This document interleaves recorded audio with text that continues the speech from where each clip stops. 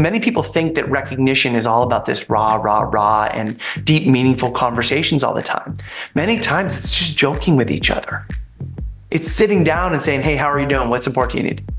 That was awesome you did the other day. It can be as simple as that, but we need to manage those conversations. You can be talking about the football game the night before. It's taking that time to connect as human beings, make sure that people are having the kind of experience that has them want to stick around. Greetings everyone and welcome to Unleashed, the fastest hour on the internet, where every episode I'm joined by a best-selling author or accomplished leader who shares common sense leadership ideas, all in the name of helping you make a greater impact. I'm your host, Jeff Tetz. Most leaders feel their business could perform better. At Results, we help leadership teams achieve their bold visions by providing a unique system of accountability and ongoing coaching to create more predictable and successful outcomes. Reach out for a conversation at unleashresults.com.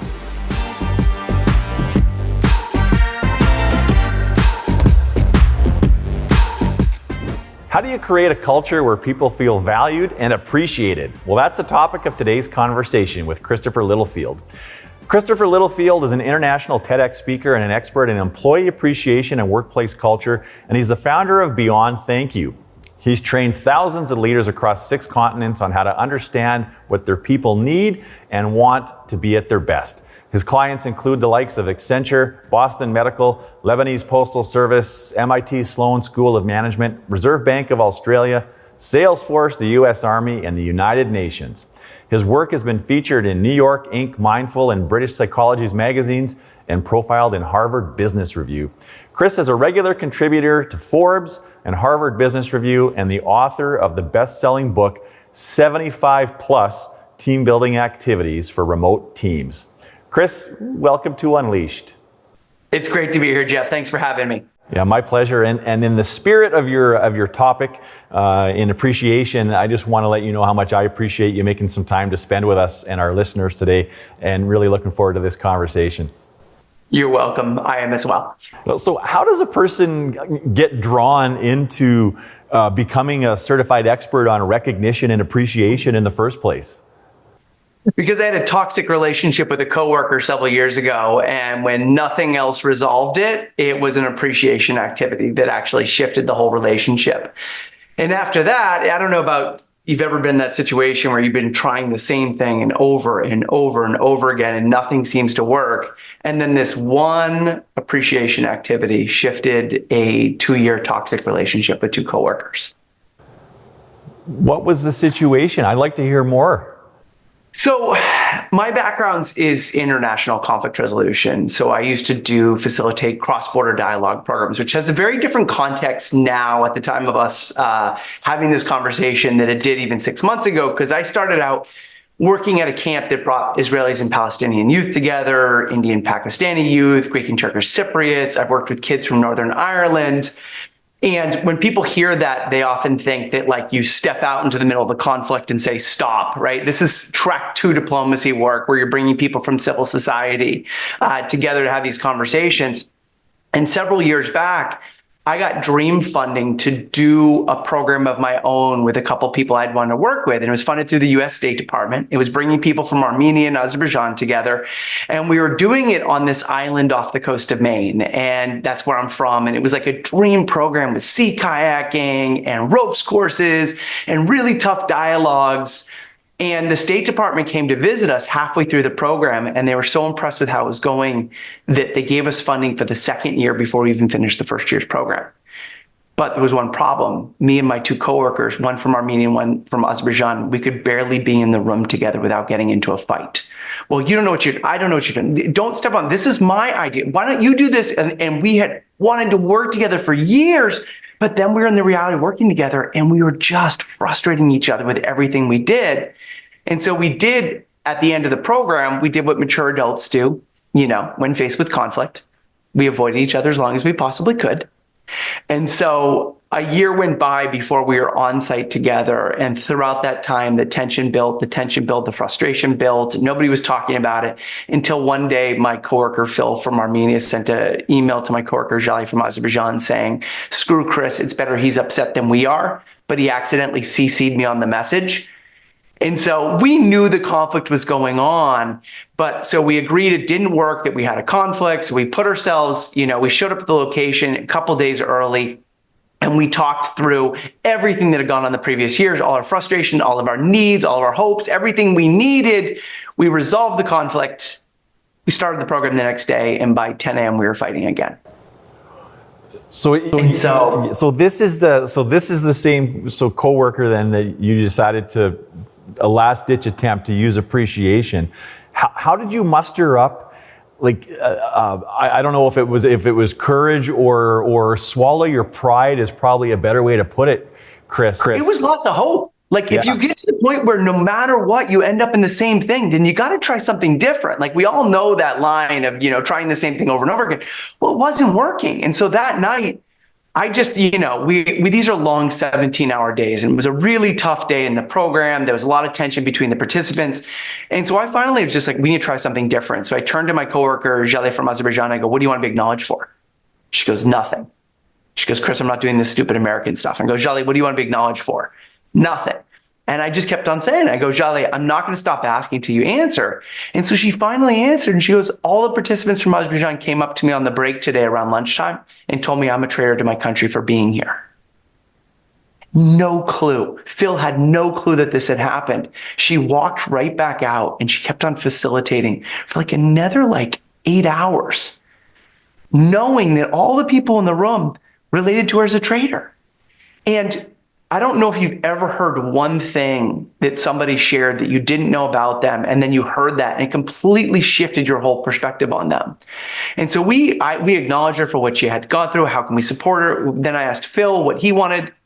They asked me. And that night we went to bed happy, right? And then the next day we fought. And we did this activity in our debrief every single night for the 10-day retreat. And we went from not being able to be in the room together to me inviting them to my wedding. And it shifted the relationship. And I still work with Phil to this day. And this was back in 2008. And during that, you just realize that we don't see what people are going through every day. We don't see what they're dealing with. We don't see what they're facing. And it's so easy to be right about we're the one who has the answers. We know what's going on. But if we don't take the time to get inside somebody else's world and to be able to appreciate them for who they are and what they contribute every day, we're going to always be steeped in conflict. Right. And this is a different spin on, I think, on recognition and appreciation than I've ever heard before, Chris, because I've always, I think, associated appreciation with more positive relationships, and you're building on positive relationships. But this is an example where you were able to use it as a conflict resolution tool, and I've never heard of it in that vein. So what did you do with it next? So afterwards, I became just obsessed with understanding this. I wanted to understand, why did this work? What was it about asking that question? What was it about asking somebody what they want to be recognized for that was different? And then if recognition is so powerful for building and maintaining relationships, why is it that people don't use it even though they know they should? Right? If you know Chester Elton and Adrian Gottschalk, they wrote the Carrot Principle, and they found in their research that 75% of people don't practice this on a day-to-day basis with their people, like leaders, managers, and then think about in our personal lives. And so I went back, and I was living in Boston at the time, and you can't live off of conflict resolution work. You need another job. You can live off of conflict, but not conflict resolution work at the time. And so I was working at Children's Hospital Boston, and I had a commute on the subway every day. And so I took on an experiment, and I interviewed one person a day on the commute home, not in the morning. Nobody wants to talk in the morning. But on the way home, I turned to whoever was sitting next to me, and I just asked them, I said, what's the best acknowledgement you ever received from a boss or supervisor? And I gave them a little context first. And in 400 interviews, only 2 people said no. And people opened up and shared story after story of amazing managers, of things that people did, and even more so about the things that people did that didn't have them feel recognized, like my toxic manager, my jerk boss who only talks to me when I do something wrong. And so I uncovered this whole hidden relationship to the human relationship to giving and receiving recognition. But the biggest realization, I think, out of it linked to, and this is why I call recognition as conflict prevention, is because when we feel valued by the other person, feedback occurs as a contribution. And when we don't feel valued, that same message from that same person occurs as criticism or an attack. So if I have the experience that Jeff values me, then when you give me, hey, Chris, I think you should maybe do this a little bit differently, I hear it as a contribution. I may not like it, but it's a contribution. If I don't feel valued by you, then it's like, yeah, whatever. I don't care what you think, because we don't have the relationship capital to actually receive that gift that other person's giving. Gotcha. So what are some keys then, I guess, to investing in that relationship? So when you do have difficult things to share, it is viewed more so as a contribution to the relationship. Well, I think that, a good friend of mine who's a doctor, I always get psychiatrist and psychologist mixed up, so I'm going to say it and I can't remember which one he is. The doctor one. So he has a really great line, is that if you're not building relationships, they're breaking down. And I think so many things, whether it's trust, whether it's our relationships, whether it's our culture, if we're not building it, it's breaking down. It's not stagnant, right? It's like trust. Many people think trust is some result we produce. Like we have a team building activity and then we trust each other. No, we're building it. And if we're not building it, it's breaking down. It's a status that we grant somebody else. And that status is maintained by the little things that we do each day.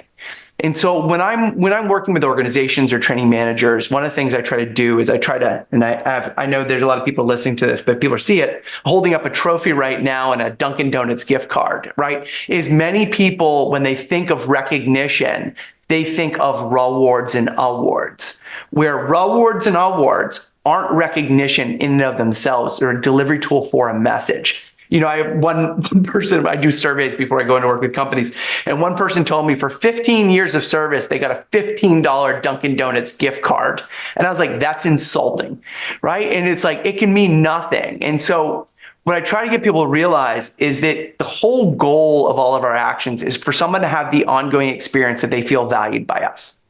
And in order to do that, I call it the inverted pyramid importance. So up at the top, we have appreciating a person. These are those little things that we do every day to signal to people that we value them. Whether it's saying good morning, hey, how are you doing? I was just on a call with somebody, I'm keynoting their event, and we got on and she's like, I've got COVID. I'm like, well, why are we on this call right now? Go take care of yourself. What do you need from me? Let's reconnect when you're feeling better. It's sending those signals all the time to let people know that we appreciate and value who they are and what they contribute. And then I talk about acknowledging the circumstances.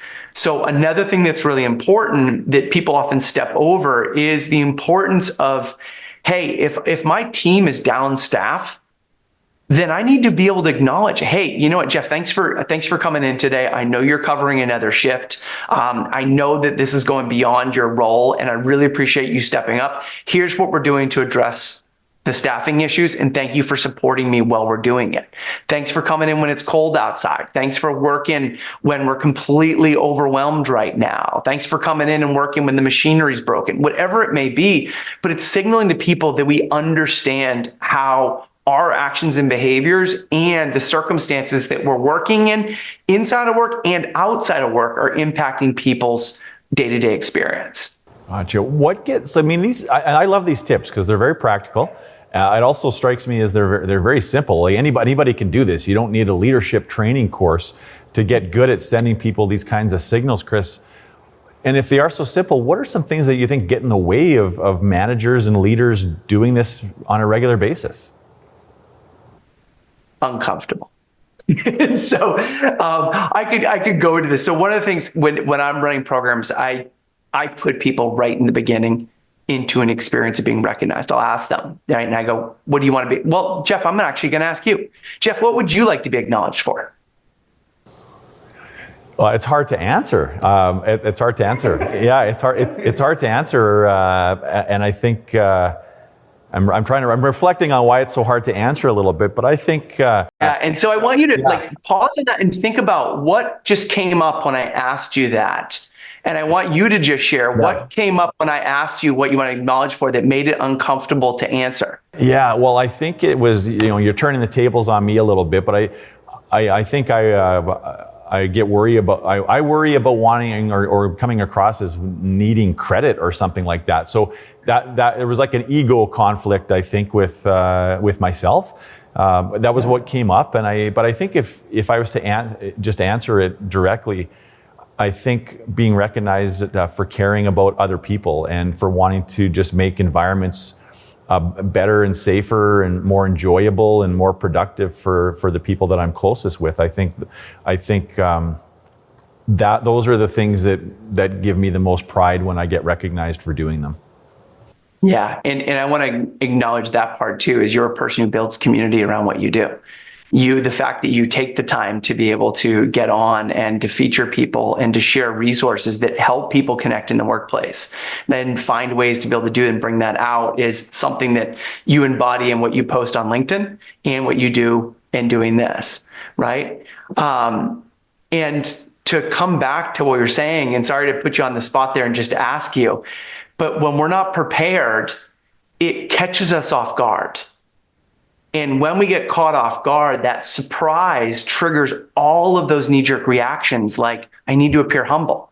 I don't want to take the credit for somebody else. And it's amazing if you put somebody in the experience of being recognized and it surprises them or we're not aware of it and we're caught off guard, it triggers so many emotions of, okay, and I love it. You almost just played out the whole scenario right there. Because wait, caught off guard. Wait, what's going on? Should I answer this? How can I answer this? I don't want to appear cocky. You're not supposed to talk about what you want to be recognized for. That's a weird question. Like, all those emotions are what get in the way of us doing it. Because if we have a negative experience of being recognized, and that negative experience can be somebody going like, Jeff, you know what? It's really great having you on the team here.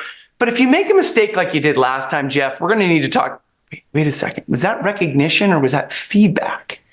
So many times people have been manipulated with recognition throughout our lives, right? And this is anywhere I've gone in the world, I get the same thing. And I found in my studies that the number one thing people associate with being recognized is feeling valued, 88%. But I found that nearly 70% of people, and I believe this number is higher, these are just the ones who are aware of it, associate embarrassment or discomfort with the process. Because when somebody recognizing us, they're pointing something out. They're sharing something about us that we didn't see, right? They're exposing a part of us that we didn't know if we wanted someone to look at or not. And yet people want it and they feel valued when it's there.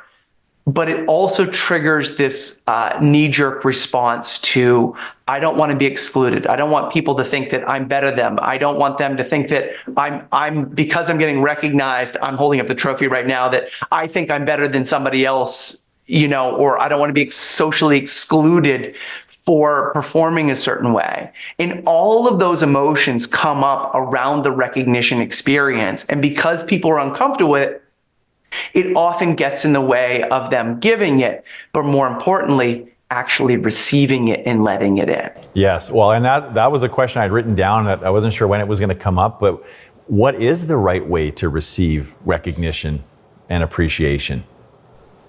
I think there's a couple things that we need to understand first. Is that one thing that people don't understand about recognition is that when somebody is recognizing somebody else, it's often more about the giver than it is about the receiver, right? And so that's one thing just to remember, is that when someone's recognizing us, right, not like what I just did right here, but when somebody's recognizing you, they're offering you a gift. And similar, like, hey, you may not need the same book again. You may not like the purple socks that your aunt gave you. You simply just say thank you.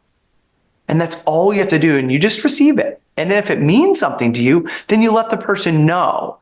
But like I said, is that recognition is me sharing in its standard form how what you did, your actions or behaviors impacted me. And I'm not going, hey, Jeff, I think you're really great. You made a huge difference. You had me on this podcast and I really appreciate you. Do you agree?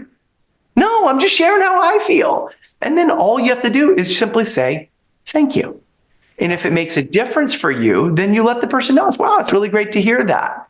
And if somebody recognizes you for something that somebody else did, because that's a situation that everyone's like, oh, wait a second, this was somebody else's work, right? That's when you accept and then redirect.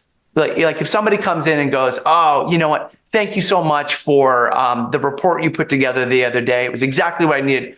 Oh, you know what? Thank you so much. I'm glad you experienced that way. Actually, Jeff's the one who actually did that. So the next time I see him, I'm going to pass your compliments on to him. And if you see him before I do, make sure you share that. It will make his day to hear that. Yeah, well, that's a really good point. And I can't remember exactly where I'd first heard that. It might have been Kim Scott with Radical Candor, but it was this notion that so often we don't put the same level of preparation into positive reinforcement and appreciation as we do like a constructive coaching conversation.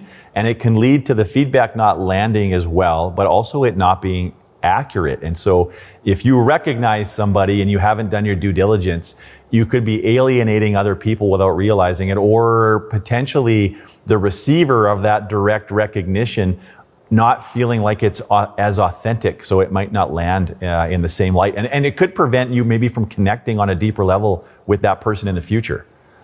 100. I can't tell you. I mean, I've got hundreds of stories of where people miss the mark with a compliment.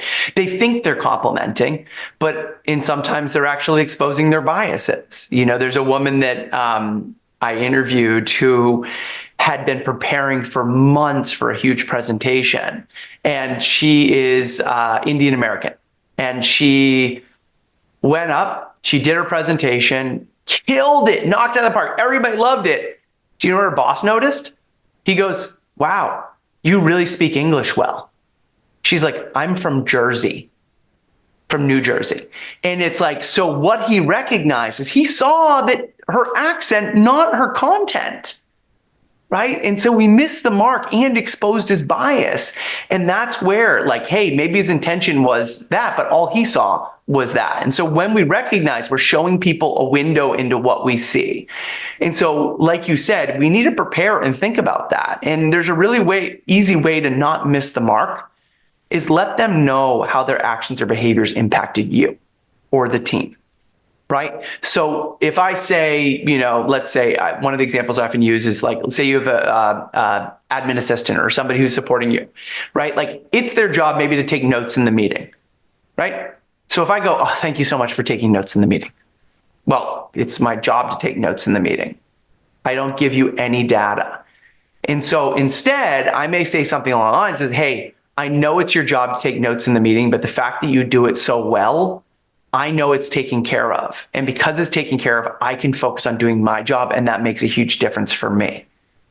So similar to when we're giving feedback, no one should ever be left with a question of why they're getting feedback and for what, because we've given all that detail. When we're recognizing somebody, it should be the same. They should always know why you recognize them, for what, how it impacted you, why you appreciate it, and just thank you. Yeah.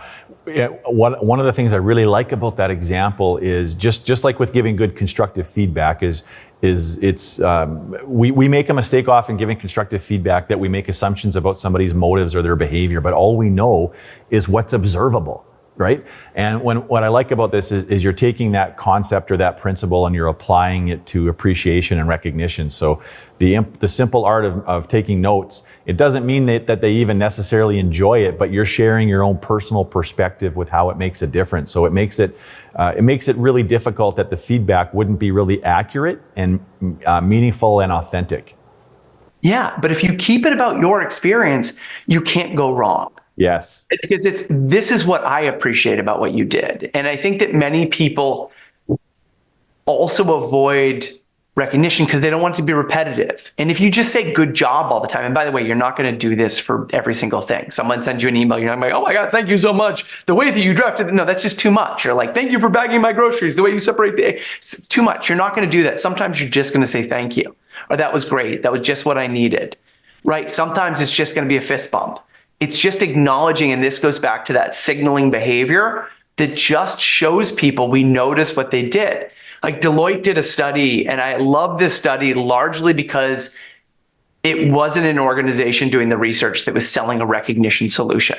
So it's like, I trust the data a little bit more on this one. And they surveyed, I think it was 16,000 employees, 100 work units, 100 countries. I can't remember how many work units around the world. And what did people want for their day-to-day efforts?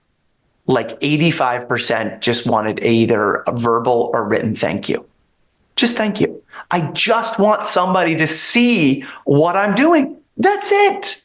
Right? And then the last 14% or 15% wanted a gift or wanted a celebration. And no matter what you do, those people aren't going to be happy. You'll give them a red Ferrari one day and the next day, like, you know what? I really wanted a black one. And no matter what, those people are going to never be satisfied with what you give them anyway. Yeah, isn't that something? I want to come back to something that you said earlier that stood out for me. And it was that so often the act of giving feedback and appreciation is more about the giver than the receiver. How do you, and it reminds me of love languages a little bit, and we usually give in the way that we prefer to receive. Do you have some tips on ways for people to give feedback and appreciation more in a, I guess in a manner that's going to be more about the receiver than the giver? Yeah, so a couple different things on that, and I'm really glad you pulled that out. So I think one is that everything is about taking time to understand what we each need to be at our best. You know, you've heard the golden rule, treat others the way they want to be treated, and many people do treat others the way they want to be treated because we've been taught that, but it often backfires because people need to be treated the way they want to be treated. And so we want to understand, and that's that platinum rule mentality of treat others the way they want to be treated, but we need to understand what matters to them. And so many times, you know, where I think we see this most often is people who are really comfortable talking things through on the spot will often pose a question in the meeting and wonder why nobody responds. They're okay doing that. Other people on the team may need some time to process that. I don't know. There's information missing. There's things I need to think about. And so I think one of the things that we can always do safely is to send our recognition in a written form, right? So if you have people who aren't, don't want to be center stage, don't want to be in the spotlight. There's some people who like that public praise and they want to be noticed out loud. There's other people who don't want to be noticed out loud, right? They don't want to be noticed in a group because it makes them very uncomfortable. They don't want to be excluded by peers. And so we can do that by simply just sending our note, handwrite a note and send it to them. If somebody's not there, handwrite the note, take a photo of it and send it to them. And then also remove the pressure to be able to respond. Say, you don't need to say anything back, but I just want you to know how much I appreciate you. And so, and then also finding that there's other things, like many times, whether, and people always ask, are there generational differences? Are there, seniority differences? And I think that, the little good jobs may sound condescending if you're in a senior management team, but it may be, hey, that was awesome. Or, hey, do you know what? Do you want to come to the meeting with me tomorrow? I'd love you to present. You got to find out what has you feel valued at work. And that's a really great interview that we can do. So if you're onboarding somebody, a new person on your team, a great set of questions you can ask is, tell me about the best boss you ever had. What did they do that had you feel most valued at work? What do you need? How do you like to be recognized? How do you like to be appreciated? How do I signal to you when you have questions or concerns? What's the best way for me to elicit those from you? But having conversations about that, what was your best experience in the past? And what are the things that people do that often frustrate you? It's just as important to learn those things. And I think if we do that early on, and then if we have employees that we've been working with a while, you can just say something like, hey, I was listening to a podcast the other day, and I got these really great questions. I wanted to ask them to you, and I was curious what you thought about them. You can do it as a team activity in one of your next meetings and just, hey, what are the things that people do that have you feel valued? And what are the things that people do that have employees not feel valued at work? And I changed that second line because then they don't have to say, well, these are the things that don't have value because that's what you do, to just say, what are the behaviors that have people not feel valued at work? And then we generate those together and we just figure out, it's like, hey, okay, great. Now I know what I need to do. Yeah, I love that. I love that question. What did they do to make you feel valued when you're referring to your best boss? I think it can be difficult for a person to answer their true thoughts of how, what kind of recognition would make them feel most valued. I think that can be difficult to answer in the moment, but if they can reflect on actual experiences, I think it makes it easier to answer. Yeah, and I think rarely, people are often surprised, but I ask this questions in my workshops, and I don't know, I've run a lot of them over the last 15 years, and rarely, every once in a while, it's when somebody received an award, right? Like they got a trophy, they were awarded something. Most of the time, I would say probably 90% of the time, it's when they made a difference for somebody else, right? It's when, hey, so-and-so, I'll remember one guy this was actually in a conflict resolution program I was running in the Republic of Georgia, and it was an old Washington Post reporter. Like, we were all probably in our mid-30s, and he was like in his probably 70s. And when we were doing this activity and I asked him what was the best acknowledgement, he goes, the editor of the Washington Post or something came up to me drunk at a party one night and just said, "You only disappointed me once with this article," and then walked off. And he goes, "That was the best compliment I ever got. It was side-handed, everything like that. But what he told me is I only disappointed him once in the 30 plus years I worked there." And that was it. Was this long drawn out award ceremony? No, it was one sarcastic comment drunk at a party one night. And that was the best acknowledgement he'd ever gotten. Yeah. Is there a downside to recognizing somebody the wrong way, or maybe what are the risks? And I'm thinking about my own behavior when I ask the question, because I certainly like to dole out public recognition for people in a written form. Like I do, most weeks I have an internal bulletin that goes out, and I'm trying to find a meaningful example where, and there's lots of them, but I worry that if someone genuinely doesn't like to be singled out positively in front of everybody else, is there a downside to that? Well, I think you need to pay attention to people's reactions. And I think you can also put it out there. I think the public recognition where it often backfires is we always leave somebody out. Yeah. And the person who gets left out often never speaks up. Mm-hmm. And so the kind of the tip that I give on that one is that when you're doing public recognition, always follow it up. Like I may say, "Hey, Jeff absolutely knocked it out of the park last week in the presentation. Here's what I really loved about what he did."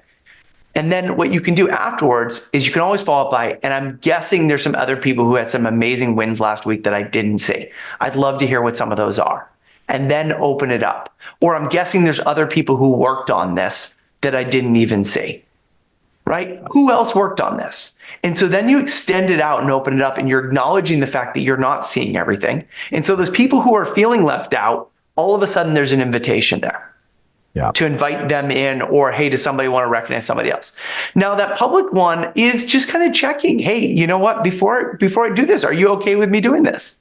Yeah. And the other one too is that if it's in written form, people are probably going to be proud that it's there, even if it makes them uncomfortable. Yeah. Yeah, no, that's good. You're reminding me of another piece too, is that how often different groups of people will go above and beyond to do something that might not be in anybody's role description, or it might be extracurricular, or it might be after hours. And you have to really ensure that when you're thanking people for doing the after hour or the extracurricular thing, it doesn't come across in any way, shape, or form as alienating those that couldn't step up or couldn't participate in the extracurricular, because I could see that being very damaging as well. Well, this line of what we recognize gets repeated. Yes. And so unintentionally, if we're acknowledging the people who are not maintaining work-life balance, right, then what are we saying? "Oh my God, I love that you worked all weekend long to do this." Then the message we're sending is that's what gets rewarded. Like that's what gets noticed by the boss. And so I think it's saying, "Hey, I appreciate this extra effort you did," but you may do that directly and not in front of others. And so I think that we have to this comes back to that culture as a conversation that gets generated by what we talk about, right? Being very aware of how what I'm saying and what I acknowledge as a leader, as a president of an organization, has a lot of weight, whether we know it or not, because people are looking to our senior leaders for examples of how to act and how to behave. And so if we recognize people, great, they're going to recognize people as well. If we acknowledge working late, going the extra mile, which is great, but also ignoring, and I know you had Liz Weissman, I think, on recently. And I think I'm pretty sure it's in one of her books where you have rock stars and superstars. I think that's her book, if I remember right. And like, that's exactly it. Yeah. Right. And our superstars are those ones who are like fast trajectory, right? Who are staying, they're working the extra hours. And our rock stars are our steady eddies who are just like, hey, you show up, you go home at 5, you just do your job and you get it done well, because that's the stage you're in life right now. And that's what you want and need. And we need both of those people on our team. Yeah, well said. You said something else earlier I wanted to come back to, which was you can't recognize every single email that comes in. And we sort of know that inherently, that anything overdone is not going to be effective. But what is the right cadence of recognition for a specific employee? I think it's something that we need to always have on our radar, right? So I'm sure you've heard of the famous Gottman study on relationships. I think it was done back in the 80s where they filmed couples. Do you know the study that with the ratio? Yeah, so I know a lot about the Gottman folks, but I'm not recalling the ratio per se, Chris. Yeah, well, it's often misquoted. And so I think a couple of years back, I saw it in a presentation. I was like, that doesn't sound right. And I went and researched it. And so to give a little context, so the Gottman Institute studies relationships back in I want to say it was the late 80s or 90s. They did a study where they filmed couples. And this is what's often gets misrepresented. They filmed couples in the first year of their relationship talking about a difficult subject. So it wasn't just having a conversation, it was talking about a challenging subject in their relationship. And they filmed them for 15 minutes and then they coded the video to positive to negative interactions. And it was positive interaction like, oh, sorry, didn't mean to interrupt you. You're right. You know what it is. Or a smile, a touch, little gestures. And then they also coded the negative gestures like an eye roller. Oh my God, she's always doing this, or whatever it is. And they were able to predict with 92% accuracy whether they'd be married in 5 years. And it came down to the ratio of 5 positive to each 1 negative, right? And so if it was 5 to 1 or more, they stayed married. If it was less than 5 to 1, 4 to 1, they got divorced. And 13 to 1 and over, positive to negative, they also got divorced because you're living in the clouds and no relationship doesn't have conflict. And I think that the reason why I share that right now is that we need to be conscious of what is that ratio? What are those little gestures? And the little gesture doesn't need to be like some deep, meaningful compliment. It can just be saying good morning, right? It can just be, hey, do you want to go grab lunch today? Hey, I heard you were sick the other day. Or, you know what? I knew you're a Pats fan. How are you feeling? The Patriots. It's those little things where we connect as human beings and that we have those positive interactions on a regular basis that keeps us feeling connected. And I saw this, live out last week. I was doing an internal dialogue. So I often get brought in to help teams who have kind of fallen below the line. People stop communicating. Everyone's working in silos. Nobody's talking to each other. They're talking more about each other than with each other. And I do a little kind of survey ahead of time. And when I looked at how often do you laugh and play together? 0. How often do you learn and grow together? 0. How recognized do you feel? Like 3. And you start to look but that emotional safety gets created, or that psychological safety, when we feel seen as a human being. And when our relationship is all about the work and all about what I need, or thanks, that was great, and that's it, then I don't feel seen as a human being. And when I don't feel seen and valued as a human being, then that will always turn, right? Like no one's going to die if they're not recognized. But effort unnoticed always turns into resentment eventually. Resentment always turns into disengagement, and disengagement eventually that person, is out the door or mentally checked out. Yeah, well, and keep going down that path, Chris. So what does appreciation look like for an employee or team member that's struggling? I think that, so if I bring it back to the example that I shared that when I was doing my conflict resolution work, the reason why that exercise worked is because somebody was struggling with something and I didn't see it. And I was relating to all the things that they were doing wrong and I wasn't seeing what it really took for them to do their job. Right. So I wasn't aware that Jale was even experiencing that. And that's on top of everything else that's going on. So many times, and this is why I think it's really important, is that when somebody starts disengaging, and some of those signs that we want to watch for is, one, loss of sense of humor. If we used to be joking around and then we stop joking around, it's a great sign. If they stop sharing ideas, that's a great sign that they may be disengaging. And if they stop showing up. So if they start calling out sick, if they stop showing up for, events, if they stop contributing, then those can be early warning signs. It's not like factual that they are definitely disengaging, but something may be going on, and that should be a mental trigger for us as leaders to be able to check in with that person. Now, the thing to do is not to go, oh, I value you so much. It's to actually sit down and ask the person about how they're going, how things are going. Hey, I've noticed recently that, you haven't been laughing so much. I noticed that we used to joke around and we're not doing it so much. So I want to just actually see if we're good or if something's going on, if there's something I can do to support you. And this is where like stay conversations come in, where we check in with that person. And then also that reflective recognition, which is the activity that I did in the conflict resolution program, which is, I don't see 98.35% of what you're doing every day, which, by the way, that's a made-up statistic. But we don't see what people are dealing with when the camera's off, when somebody's in the other room. And so one great thing we can do is, instead of trying to recognize, instead ask people, hey, what's something over the last week, month that you're proud of? And then we ask questions and we positively probe. And I did an article on this in HBR, which you can find. It's called A Better Way to Recognize People. And you just ask questions, because most of what people want to be recognized for is not the result they produced. It's the process, the ups and downs that led to the result. And it's what they took, because many times people are just doing their job, but doing their job on top of being a parent, caring for their elderly parents, dealing with everything they're dealing with emotionally and mentally in their life and their relationships. That is extraordinary. Yeah, that resonates a lot. I think that's really insightful, Chris, that people want to be recognized for what they went through to get to the result. That feels like a completely new concept for me. And when you say it, it sounds like such a much more enriching form of appreciation. So thank you for that.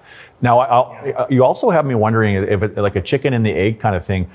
When employees start to disengage, I wonder if it's because sometimes more than we realize, the manager starts to treat an underperforming employee differently than they used to. So it's the employee feeding off the manager more than it is the manager picking up on, wow, this employee has changed, but there's a blind spot there for the manager. I wonder what your comments would be on that. I think many times it's neglect. And I think there's so many different scenarios that be going on, but many times, especially with our top performers, we kind of just assume that they're good and we don't have to worry about them. So then we just leave them and then we keep on piling stuff on them because they just get it done. And we never check in about their capacity. We never check in to see how they're doing. Or we never give feedback. I was sitting in one of these retreats I was running for, it was a bank in Lebanon. And I do an activity where I have people interview each other about what it's like to work with them. And this one, we were kind of debriefing it. And this girl on the team who was a top performer, and then the manager who was a coaching client of mine. And I go, and the girl goes, well, but you never tell me how I'm doing. I've been thinking you're going to fire me. And she goes, no, I think you're perfect. I just don't tell you because you're doing everything right. And so here we are with one person having the experience, they're about to get fired because the boss isn't talking to them. And then the other person thinking they're the absolute ideal employee and wish they had 10 more of them. But when we're not taking the time to send those signals and to check that those signals are landing with the other person, then here's this person living as if they're going to get fired. The anxiety goes up, the worry goes up, they start applying for another job, and then they're out the door, and then the manager's like, well, why are you leaving? You were the best person I had on our team. You never told me. Yeah, no, that resonates a ton. Chris, I'm thinking about somebody that might be listening here today that's maybe a little bit skeptical of demonstrating too much appreciation. And I wonder what you might say to somebody that has some skepticism to try to nudge them forward to at least try to show up a little bit more consistently as a manager or a boss that starts to value the impact of appreciation and recognition more. Well, if you want frustrated, angry employees who are disengaged, where there's petty drama, where there's conflict and all the rest, then don't recognize your people, right? I think that's the outcome if we don't do this. I did not come from a family where, everybody praised each other all the time. And that's not why I got into this either, because people will hear that. It's like, oh, maybe you didn't get praised. No, it's not from that. My dad was the person who just showed up. My dad was the guy at the back of the volleyball game on the side of the field, didn't say anything before or after, but was there. And many times it's showing up. And so many people think that recognition is all about this rah, rah, rah, and deep, meaningful conversations all the time. Many times it's just joking with each other. It's sitting down and saying, hey, how are you doing? What support do you need? That was awesome you did the other day. It can be as simple as that. But we need to manage those conversations. You can be talking about the football game the night before. It's taking that time to connect as human beings, make sure that people are having the kind of experience that has them want to stick around. But that play doesn't need to be deep, meaningful compliments all the time. And so I think that if you remove the idea that the goal is for people to feel valued, it's not the praise, it's not the good jobs and the high fives. Some people don't necessarily need that. Other people do. But your job as a leader is to understand what are, the same way we treat our customers, we want to understand what matters to our customers and give them to them. Well, our employees are our customers, and we can't improve customer experience scores without first improving the employee experience scores. Yeah, Chris, that's great. That's very compelling, and I think in that statement, you've probably convinced some folks to at least give it a shot. And I love the context that you have given us today in this discussion. That it's just so much deeper than rewards and awards, as you've said. But it doesn't have to be big, grandiose, big things, and it doesn't have to cost money. Just a little bit of time and a little bit of thought. And it can be the small little gestures, saying good morning to people in the morning, that can be enough for that. So I want to thank you for sharing that wisdom and that insight. And I'm excited to see what people do with this conversation. It's been an absolute pleasure to host you today. I want to thank you for joining us. You're welcome. It's been great speaking with you. And Chris, where can people find you? You can find me at beyondthankyou.com. I've got a YouTube channel that's linked out from there. And then also I spend a lot of time on LinkedIn as well. Beautiful. Chris, thank you so much. You be well. You too. Take care. If you enjoyed this episode and found it helpful, don't forget to give us a 5-star rating and subscribe to our YouTube channel or wherever your favorite podcasts are found. And if you're part of a leadership team and you just know that your organization is capable of even better performance, please reach out to us at unleashresults.com for a conversation and to learn more about how we might help unleash the potential of your team and organization.